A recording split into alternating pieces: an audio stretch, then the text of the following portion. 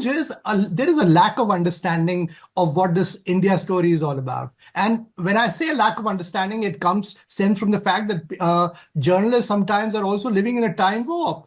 India is changing. There are a lot of fascinating, positive stories coming out, and I don't see that being depicted in the same manner in which some of the negative stories come out. Yes, media's role is to play the role.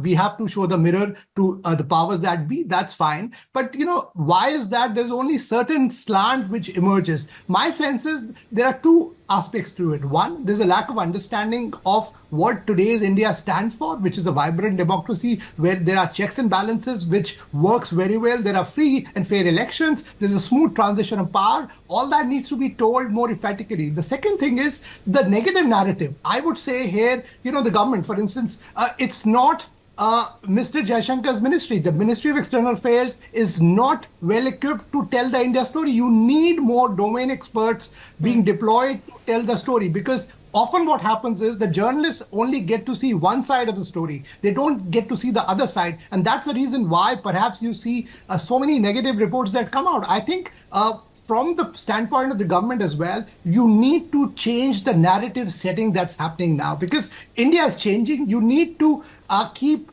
pace with the new narrative, new ways of narrative setting, which is there happening globally. You have to see what's happening. So that's the reason. So a true and I would say a well-rounded India story can come out of the Western media. And I know there are enough and more consumers for these kind of stories as well. Right. On diplomacy, I would say, especially when it came to Ukraine, India's stand on the Ukraine issue, that really, I think we were able to convey successfully, because in fact, when the Prime Minister visited here in the US, he had a very successful visit. And the reason was that, Indian diplomacy worked proactively. And I think the narrative went out that India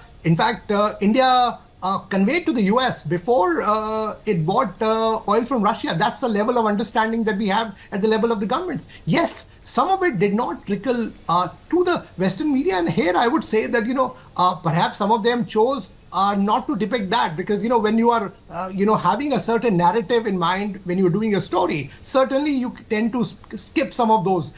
But I would say that on Kashmir, for instance, on CAA, I think there is a lack of understanding. Now, if you, I would say that the government should be encouraging, and once the elections are over, the new government should make sure that there is more outreach of the Western media for them to showcase the new Kashmir. What are the realities there? What are the investment realities? What are the people say? Let them go out and report there, because, that will be the right narrative setting for them, because then they can depict the real India story. And even then, if they come back and obviously choose not to depict the real story, then certainly. And I would say in an era of social media, on the era of digital media, people, the consumer of news as well, they are discerning. If they know that a certain media outlet is only churning out a certain narrative, whether it's for the government or against the government, they can see through this. So I would say let the readers decide as well. But yes, we have to be more proactive when we, when it comes to setting the India narrative